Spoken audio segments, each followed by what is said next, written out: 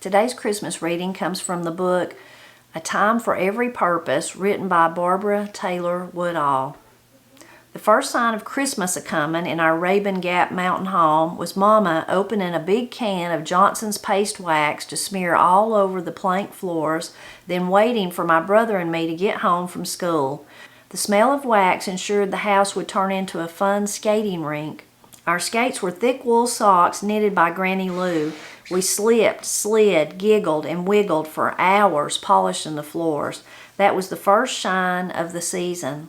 About 2 weeks before Christmas Eve, my brother and I gathered up brown tow sacks and a double-bitted axe and began a journey by foot 3 miles away to Littleton Cove, where a grove of cedar trees grew. We wrapped up in scarves and coats and pulled tattered toboggans over our ears to cross fields and dales, cold and white. Heavy frost looked like a young snow and sparkled like diamonds in the golden sunlight. The frozen forest bed crunched like walking on dry corn shucks. When we stopped to rest, the only sound was our deep breaths mixed with cold air and formed steam. All nature seemed to stand still in a holy hush that could not be described with words, only felt deep within. Straddling an old fence, we journeyed onward with the hope of finding red and green Christmas treasures to fill our sacks. In the distance, faint glimpses of red holly berries and green branches encouraged us in our quest. Soon our sacks began to bulge as we stuffed nature's treasures inside.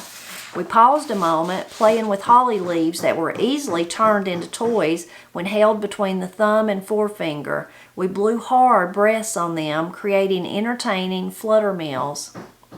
Once a tree was located, Ernest made me bend the tree over while he swung the axe. He knew the jarring of the cedar tree would cause its limbs to scratch me like cat claws, so he chopped a while and laughed a while as an eternity seemed to pass before it finally fell to the ground. Our sacks loaded with burrs, berries, and boughs, and the tree in tow, we started home. Mama tied 2 colored ropes across the porch to display our collection of decorations. Inside, she twisted green pine branches with colorful galax leaves into pretty wreaths to scent the house. As she worked, she sang Christmas songs. One was about a star of hope and rest that guided the wise men on their way to find Jesus. She said the Bible says when they entered into the house, they saw the young child first and all the rest second. I wished I'd seen him first instead of a bunch of religion. She told of precious gifts of gold, frankincense, and myrrh that lay before him. At night, we busied ourselves talking about Christmas and making colorful chains from strips cut out of the Sears and Roebuck catalog. The links were held together with glue made from flour and water. Collected chestnut burrs and pine cones were rolled in the remaining mixture to turn them into white balls for the tree. Ernest cracked black walnuts with a hammer and then picked out the meat by the light of the fireplace for Christmas goodies, while I cut paper snowflakes to hang on the window panes. Moonbeams shone through the paper holes, creating golden patterns on the walls, adding to Christmas magic. Prince Albert tobacco cans were cut in strips and used for icicles, and silver stars were shaped out of foil from old cigarette pack linings. Stars reminded me of the one seen by the wise men. Dad said, "You have to be wise to know where to look in the heavens." After the tree was tied to a corner wall, it was ready for us to begin hanging the decorations. Meanwhile, sweet smells filtered from the kitchen to make us more anxious for Christmas to come. On Christmas Eve, Dad took the Bible off the mantle after supper and read the old story about baby Jesus lying in a manger. He said the bread of life was put in a feeding trough to feed the world, and especially on Christmas Eve when the cattle in the barn got down on their knees in remembrance.